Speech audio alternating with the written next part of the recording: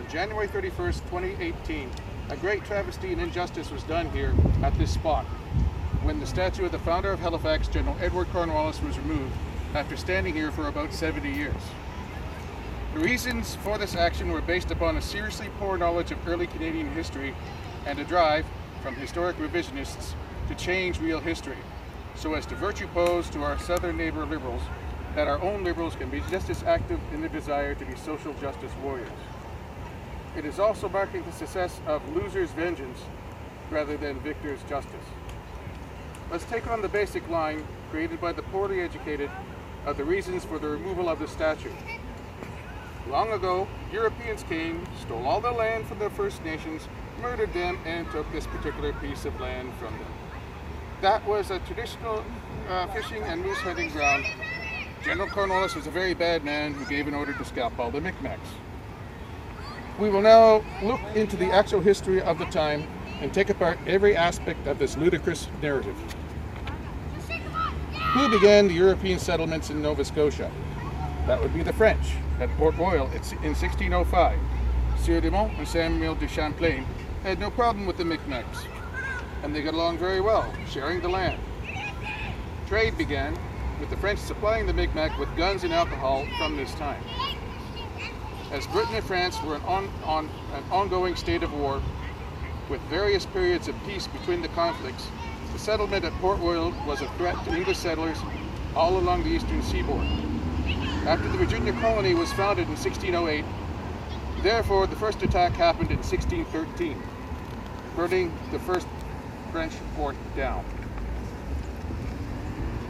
French priests also did their best to convert the Micmacs from their beliefs on Glooscap to Catholicism.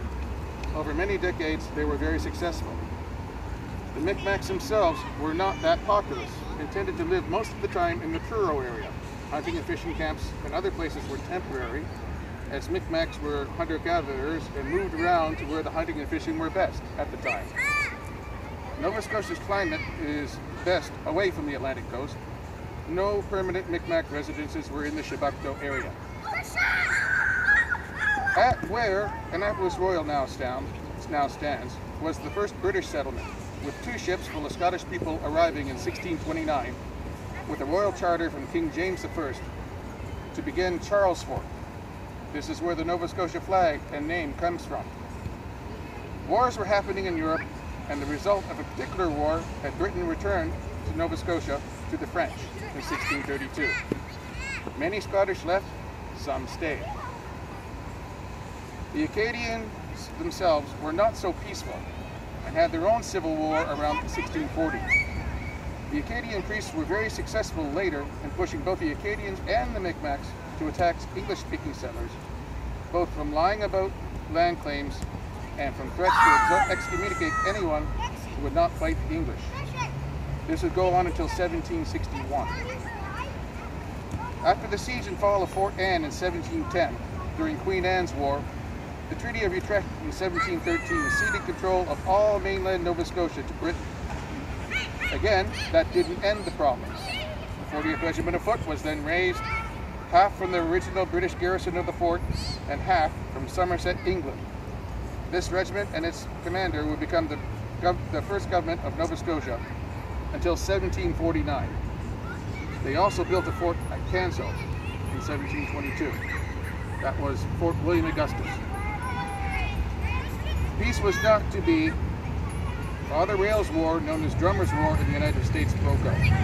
It lasted from 1722 to 1725. Here, Western sensibilities could not match the savagery of the Micmac and Acadian attacks on English settlements. Father Rail actively paid for English scalps. He also directly supplied the Micmac with weapons, ammunition, and supplies. Scalping became common as it was a guarantee that the scalper had murdered an English-speaking person. During this war, the French and Micmacs laid siege to Fort Anne, each defeated by a combination of the fighting spirit of the 40th and the fact that though the Micmac were well armed, they didn't have artillery. In 1724, a group ambushed a patrol of soldiers from the fort and killed and scalped a sergeant and a private. Another attack was made in 1711, and many English settlers were kidnapped. A patrol was sent out of Fort Anne to try to get them back, and they were ambushed at Bloody Creek, leaving 18 dead and many troops captured. An uneasy peace followed that. In 1713, the fortress of Louisbourg was ordered to be built to guard against further British expansion and control of the Gulf of St. Lawrence. And a small French naval squadron was posted there. Fort Beausejour was also built to guard against British expansion into what is now New Brunswick.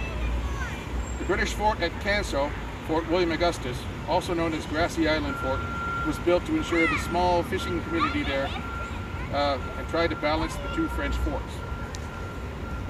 Open war broke out again from 1745 to 48. Again, New Englanders were very concerned. In 1744, a force of 900 French, Acadians, and Micmacs attacked the Canso fort, while the detachment of the 40th could do little to defend themselves. They had no good flints. Their guns didn't work. The garrison surrendered and were paroled not back to their fort, but to Boston, after being imprisoned first in Louisbourg. In King George's War, these troops would be very valuable as New England troops attacked and captured Louisbourg. As a result of the peace treaty ending that war, which didn't go so well for the Protestants of Europe, Louisbourg was returned to the French. Another figure arose during this war, Father Le Loutre, and his Acadian military commander, Broussard. To Acadians, these fellows were great heroes of the war. To English settlers, they were definitely not. Le Loutre tried 3 times unsuccessfully to take Fort Anne. He paid for many English scalps while trying to force the Acadians and Micmacs to keep attacking the few English settlements in the province. The final attempt to take Fort Anne was the Duc d'Anville expedition, with naval ships and what Le Loutre needed, cannons. The ships got delayed, and the force landed to wait for them here at Chebucto Bay, now Halifax. Not only did the Micmac have no problem with the French camp there, but were a large part of the force being gathered to go overland and attack Fort Anne. Unfortunately for them, and fortunately for the future of English Canada, disease came with them too. Hundreds of French, Acadians, and Micmacs died of the sickness. This was the real enemy of the Micmacs of the time. The Duc d'Anville also died of the sickness, and the Chebucto camp was abandoned in 1747. No one lived there after that. It was a place where the French and Micmacs alike avoided. As Father Le Loutre himself had said in writing to the French Minister of Marine, as we cannot openly expose or attack the English ventures, I think that we cannot do better than to incite the Indians to continue warring on the English. My plan is to persuade the Indians to send word to the English that they will not permit new settlements to be made in Acadia. I shall do my best to make it look like to the English that this plan comes from the Indians and that I had no part in it.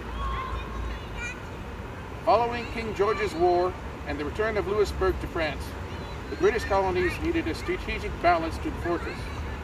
Lord Halifax then dispatched General Edward Cornwallis with troops and settlers to build a British fortress to balance Louisbourg in 1749.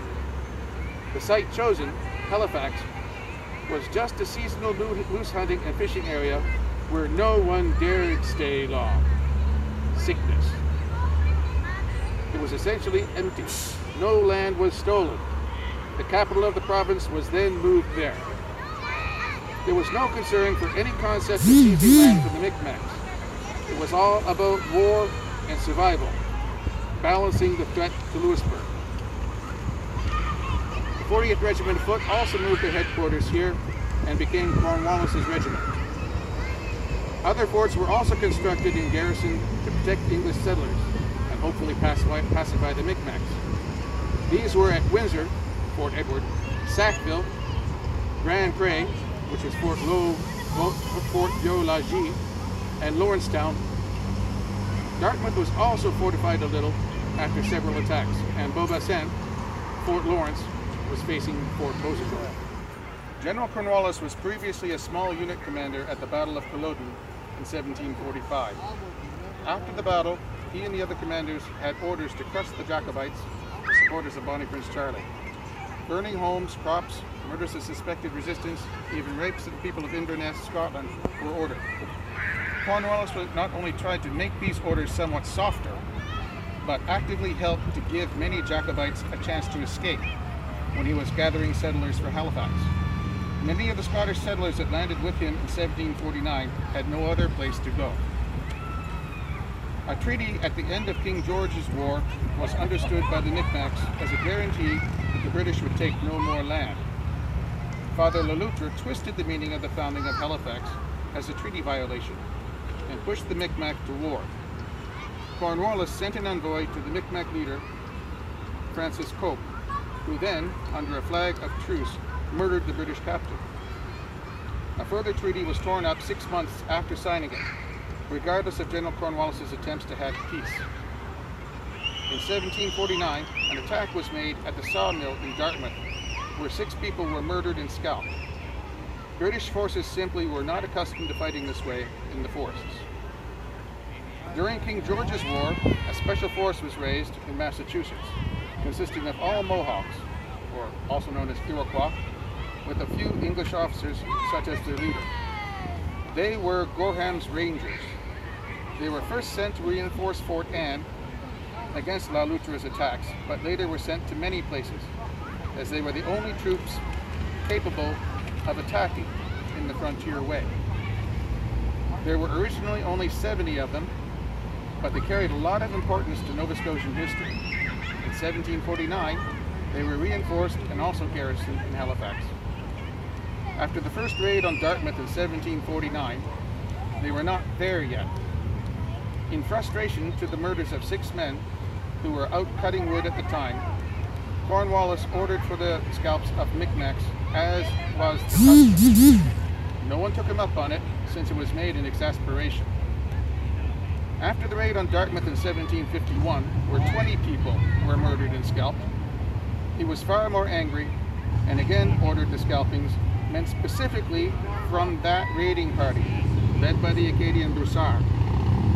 The attackers also, after murdering the early Dartmouth population, also attacked Halifax, killing others, including General Cornwallis's gardener and son. The force also took one of the small perimeter forts, killing and scalping the defenders that were in the blockhouse. General Cornwallis sent his only offensive force, Gorham's Rangers, to deal with the attackers. These troops were still mostly Mohawks. Dartmouth was attacked 8 times, and Halifax 4 times. Halifax was actually burned. Grand Pré was attacked twice by the Acadians and Micmacs. Once, the Acadians won, and the British troops were captured at the Stone House, as it was actually a standoff for the troops. 68 of them were permitted to withdraw to Fort Anne. Fort Verolagis was attacked, but held, in the siege of Grand Pré. Attacks were happening all over the province, with settlers being murdered. The fort at Lawrencetown, built in 1754, was abandoned in 1757 due to the Micmac attacks, so frequent that settlers would not even step out of the fort. Indian towers were erected in a line from Fort Anne to Halifax for locals to retreat to in time of attack. Lunenburg and any other place where English-speaking early Nova Scotians tried to settle were constantly attacked. The garrison commander at Fort Edward once commented that even though the English people were supposedly in charge of the province, they were more like prisoners trapped in their forts. By 1754, this increasing conflict would lead to the final expulsion of the Acadians, the fall of Beausejour in 1756, 1755, and the capture there of the real monster, La Loutre.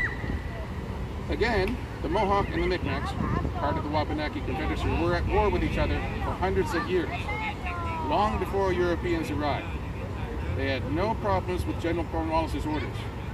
They were first ordered to check around the areas of Halifax and Dartmouth for the raiders, but of course none were found, since none actually lived in the area. Then they set out to track and catch the raiding party. They caught 2 Micmacs, headed one, and scalped another, who was probably carrying English scalps.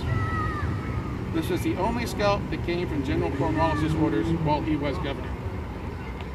Father Le Loutre himself paid from the French government money 18,000 sols, which is about 1,800 British pounds at the time, for 18 scalps. General Cornwallis, being an upper-class aristocrat, wanted nothing more to do with Halifax. The British Parliament was hesitant to support him financially, and he briefly abandoned Dartmouth, withdrawing most of the settlers to Halifax. He was certainly not the monster that political correctness and poor historical knowledge says that he was. The accusation belongs with La Loutre, Cope, and Broussard. We here today do not represent any organization in particular. We represent our ancestors, buried here in the old burial grounds. General Cornwallis' statue and the legacy of his name and the fact of the English language being the dominant language of this province was represented through that statue. He stole no land and actually saved many Jacobite Scottish from persecution in Scotland. He tried hard for peace and represents a form of war memorial for those early English-speaking settlers of Nova Scotia. We here today demand that his statue be returned and this historic revisionism and English heritage shaming stop. Thank you very much, ladies and gentlemen. He was replaced as governor in 1752. They are therefore no longer responsible for further actions in Nova Scotia.